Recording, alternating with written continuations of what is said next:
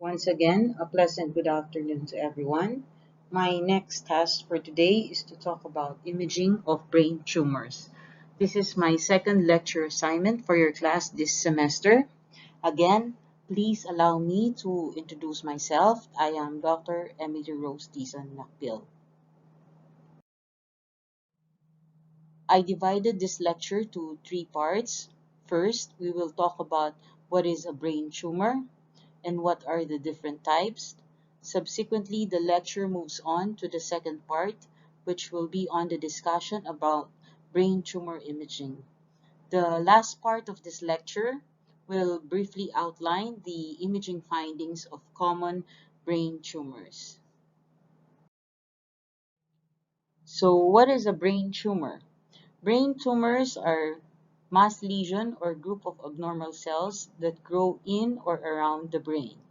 They can directly destroy brain cells and indirectly damage the surrounding normal tissues by crowding other parts and causing inflammation, brain swelling, and pressure within the skull. There are different types of brain tumors. They can either be benign or malignant. Benign lesions do not contain cancer cells and usually grow slowly, while malignant tumors grow rapidly and often invade or crowd normal or healthy brain tissues. Brain tumors also fall into two different categories. They can be primary or metastatic. They are classified as primary brain tumors when lesions originated from the brain itself, while secondary or metastatic lesions are lesions that came from cancer cells located elsewhere in the body.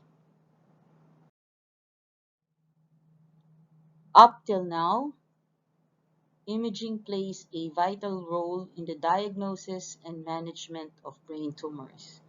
MRI and CT remain to be the two main diagnostic tools for initial diagnosis, treatment planning, and post-treatment surveillance of brain tumors. MRI is the current standard imaging procedure for brain tumors, except in cases where MRI is contraindicated. Standard MRI with contrast is the procedure commonly used for pre-surgical planning, post-operative assessment, pre-radiotherapy planning, and post-treatment assessment. Although MRI with contrast is generally superior to CT for imaging brain tumors, CT remains more widely available and can provide important complementary information. CT remains the current gold standard imaging modality to diagnose the presence of acute intracranial hemorrhage, calcifications, and osseous anatomy. This slide enumerates the three main basic approach in the imaging evaluation of brain tumors, which includes detection, localization, and characterization. Given a CT or MRI, the first step that we need to do is to detect whether there is really the presence of a tumor or mass lesion. So it is important to ask, is it a mass or is there really the presence of a tumor or mass lesion? So just like in this case, is there a mass lesion? Yes, there is a mass lesion. How about for this case? This is a normal cranial CT scan at the level of the thalami and lenticular nucleus. So we don't see any evidence of discrete mass lesion. How about for this case? Is there a mass lesion? This is an axial T1 MR image with contrast. Yes, there is a mass lesion.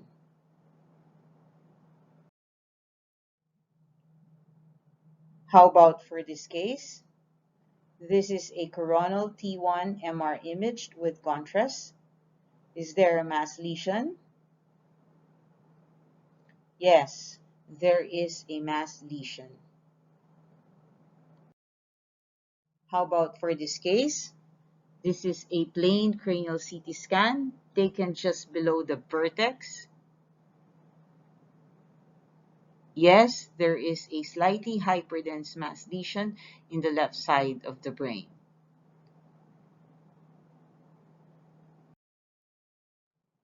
How about in this scan? This is an HLT2 MR image taken just below the vertex. Is there a mass lesion? Yes, it is in the left side of the brain. Now that you can at least identify the presence of an intracranial mass lesion in an MR or CT scan image, we can now move on to the next step, which is localization. So after establishing that there is really an intracranial mass, the next important question that we should ask is the mass intraaxial or extraaxial in location? In order to answer this question, we have to know first what do we mean by intraaxial and extraaxial, and know the imaging signs that will help differentiate one from the other. An intraaxial mass is a mass that is within the brain itself, while an extraaxial mass is a lesion that originates from tissues outside the brain parenchyma, such as the arachnoid, meninges, dural sinuses, cisterns, ventricles, and skull. It is important to determine the intraaxial or extraaxial location of an intracranial mass lesion, as this is crucial for an appropriate differential diagnosis, which in turn dictate treatment planning and prognosis. This slide enumerates the imaging signs of extraaxial location. The most reliable signs include the presence of CSF cleft and interposition or displacement of PL subarachnoid vessels between the lesion and the brain parenchyma. These signs can be seen clearly on T2 MR image and can be confirmed on T1 and FLAIR images. So this is an example of an axial T2 MR image of the brain showing an intracranial mass lesion with CSF cleft and interposition of PL vessels between the lesion and the brain parenchyma. Additional signs include white matter buckling, cerebral cortex interposition, broad dural base, presence of dural tail, bone reaction, and secondary vasogenic edema. This slide will just illustrate how white matter buckling will help us determine the location of an intracranial lesion. This is a diagram representation of a normal axial image of the brain at the level of centrum semiovale or white matter. The black area would represent the fronts of white matter. An extraaxial lesion is characterized by white matter buckling or inward compression of the white matter, often with thinning of the fronts of the white matter, and maintenance of the gray-white matter interface, while an intraaxial mass expands the white matter, thickens its fronts, and blurs the gray-white matter interface. After identifying whether the mass is intraaxial or extraaxial in location, we should also identify the specific anatomical location that the mass is occupying. Just like in this case, we have established that this is an extraaxial, but where specifically is the mass located? This is the frontal region. So the mass is specifically located in the right parietal convexity. Another case, Is this intra or extraaxial in location? So this is extraaxial in location. Which specific anatomic compartment is the mass occupying? This is the midline or interhemispheric fissure. The mass is in the left frontal parasagittal region. Is there secondary mass effect in this case? Yes, you see this shift or herniation of the midline structures to the right side and surrounding vasogenic edema, which is this large area of T2 hyperintensity. Now, let us go to the next basic step, and this is lesion characterization. To characterize the lesion, we must take note of the tumor border or margins, tissue composition or components such as presence of calcification, hemorrhage, cystic or necrotic components, its cellularity and enhancement pattern. Take note also what had happened to the surrounding structures such as extension, bone and dural changes, mass effect, and degrees of perilesional brain edema. Just like in this case, where we have an intraaxial lesion in the left temporal region, margins are well to fairly defined. The lesion is localized. There are some intralesional T1 hypointense, T2 hyperintense necrotic areas. Pattern of enhancement is heterogeneous and with secondary mass effect. Changes seen as compression of the left lateral ventricle and slight rightward shift of the midline structures. We don't see much of the secondary perilesional vasogenic edema. We'll take another case. This time we have an extraaxial lesion. Again, where is the specific location of the lesion? The lesion is in the left frontal parasagittal region. Margins are well defined. This lesion is localized. Enhancement pattern is homogeneous, and there is secondary mass effect changes seen as compression of the lateral ventricles and slight rightward shift of the midline structures. There is extensive degree of secondary perilesional vasogenic edema, and which is this area of T2 flare hyperintense signals.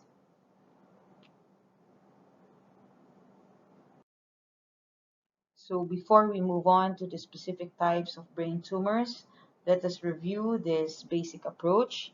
So again, given a cranial imaging study, what is the first important question that we need to ask? Is it a mass? Next, determine its location.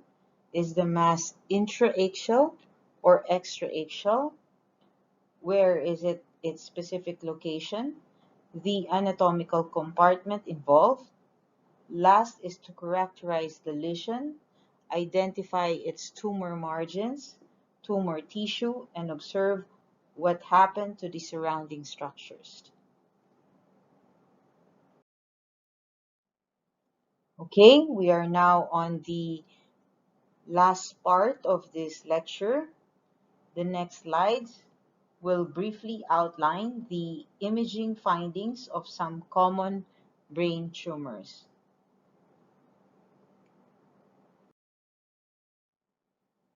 We will look on some of the common intracranial lesions, such as meningioma, arachnoid cyst, glioblastoma, and brain metastasis. Meningiomas are benign extraaxial lesions with non-aggressive slow growth. They are the most common of all brain tumors, accounting for over a third of all primary intracranial neoplasms. Meningiomas arise from progenitor cells that give rise to arachnoid meningothelial cells positioned outside the arachnoid layer that covers the brain. Majority of meningiomas are supratentorial in location. On CT, meningiomas are slightly hyperdense.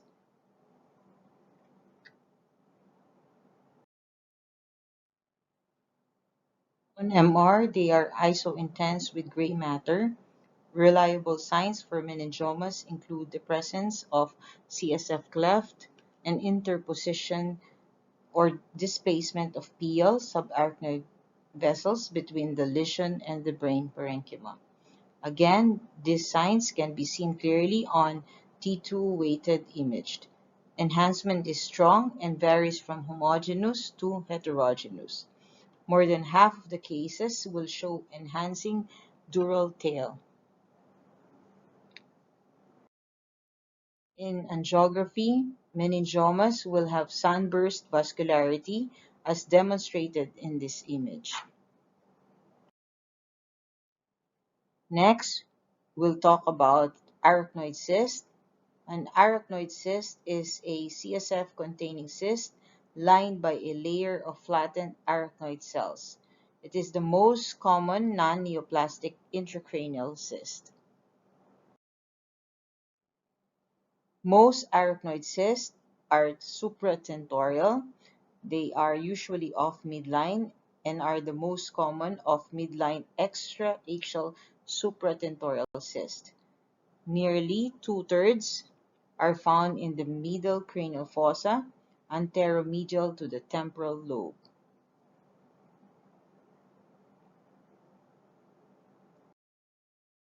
An arachnoid cyst behave exactly or follows the signals or attenuation of CSF. So on MRI, it is hypointense on T1, hyperintense on T2, and on CT, it appears as hypodense and usually does not enhance.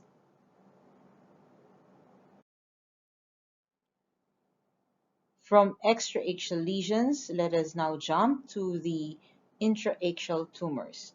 I still have few more slides. Glioblastomas are the most common malignant brain tumors in adults. They are de novo lesions with no recognizable low-grade precursor tumor. CT and MR imaging findings of glioblastomas show strong but heterogeneous irregular rim enhancement with areas of intralesional necrosis. Hemorrhage is usually present. On T2 MR image, glioblastomas will exhibit heterogeneous hyperintensity with distinct tumor margins and extensive vasogenic edema. Brain metastases are secondary lesions that arise from primary neoplasms. The gray-white matter interface is the most common site. 80% of cases, they spread to the cerebral hemispheres. Other areas such as the cerebellum and brainstem may also be involved. Almost all metastases enhance. They can have variable enhancement pattern. They can be uniform, punctate, solid, or ring-enhancing nodules. I'm towards the end of this lecture. Prevalence of specific tumor types varies with location. The most common anatomic location of all intracranial tumors is the meninges, followed by the cerebral hemispheres, cellular region, cranial nerves, brainstem, and cerebellum. Meningiomas are the most common histologic subtype of primary CNS neoplasms, followed by gliomas and pituitary adenomas. Tumor prevalence also varies significantly with age. And to end this afternoon session, what have we talked about? We've talked about what is a brain tumor and what are the different types. We've also discussed about brain tumor imaging in general and its basic approach. And last, we've briefly outlined the imaging findings of common brain tumors. I think this is the last slide and end of my lecture about imaging of brain tumors. Thank you for your attention.